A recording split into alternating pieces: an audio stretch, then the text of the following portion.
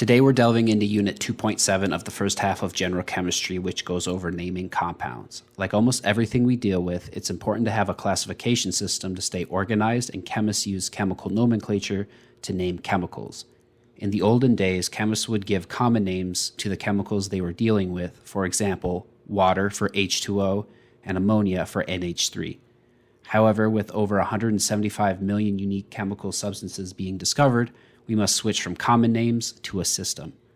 The system is divided into two categories, organic and inorganic. Organic compounds are chemicals that contain carbon and hydrogen. We'll go over how these are named in the next unit, and inorganic compounds that are all other chemicals.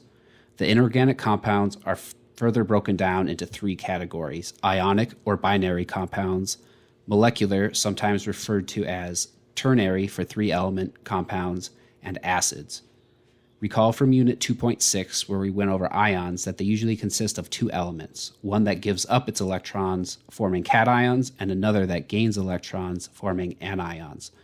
The majority of cations formed are classified as a type of metal, and the first two columns are called the alkali metals and the alkali earth metals. These cations formed from metals have the same name as the metal, such as the lithium ion or the calcium ion. Some metals can form multiple types of ions with different charges, and in this case, they are still called by the name of the metal, but we add Roman numerals to indicate the positive charge. Examples of this are cobalt-2 ion for CO2+, and cobalt-3 ion for CO3+. Sometimes you will also see the ending of OUS and IC attached to element's Latin name. In this case, the OUS delineates the lower of the two charges, and the IC is for the higher, such as the ferrous ion for Fe2+, and the ferric ion for Fe3+, while the Cu+ is cuprous, and Cu2+ is the cupric ion. Lastly, cations named from nonmetals have the names that end in IUM, such as the hydronium ion for H3O+, and the ammonium ion for NH4+. Naming for anions is slightly different. If the anion is a single element, replace the ending of the element with an IDE, such as the hydride for H-, oxide for O2-, and nitride for N3-. Polyatomic ions are a little more confusing, mainly because their naming system was developed many years ago. The polyatomic anions that contain oxygen and end in either ATE or ITE, with the ATE being used for the most common oxyanion and ITE being used for the oxyanion with the same charge but one less oxygen than the ATE.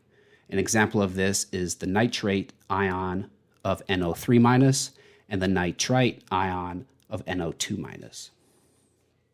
Given the previous information, naming ionic compounds is probably the most straightforward by combining the cation and anion names.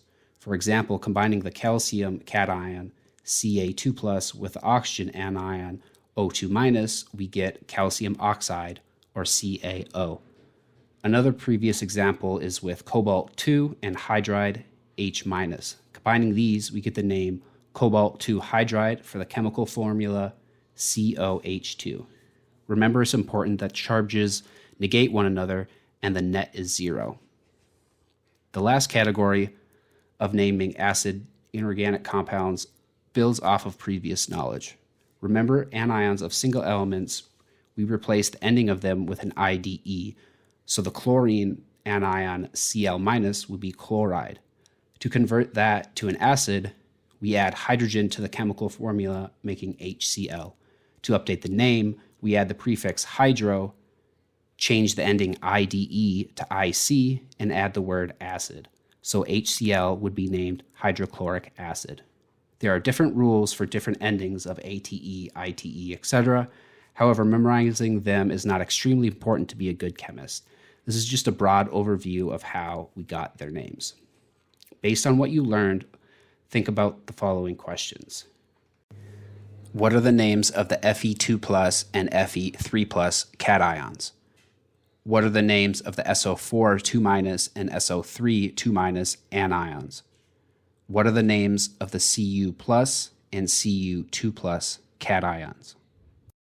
Thank you so much for spending your valuable time learning and bettering yourself. If you like the video and want to learn more, donate, or get tutoring, please check out my website, nocollegeneeded.org. You can use the code NCN for 20% off tutoring and any supplemental materials. If the subject isn't up yet, please be patient. I'm working on bringing them up as soon as I can.